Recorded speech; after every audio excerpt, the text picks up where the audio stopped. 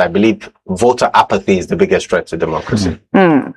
Insecurity is the biggest threat to the lives of the citizens, but not to our democracy right now.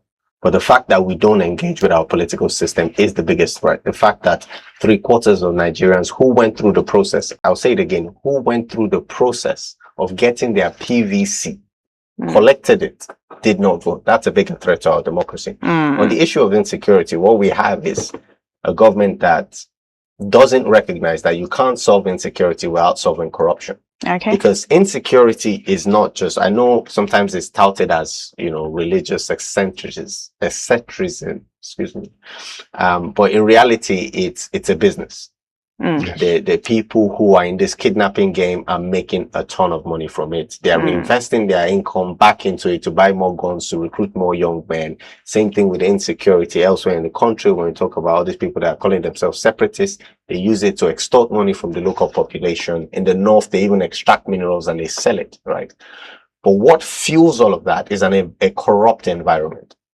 Now, if somebody at the border was preventing them from exporting the gold that they're digging up in Zamfara and selling to the international market, then they won't be able to fund the terrorism, right?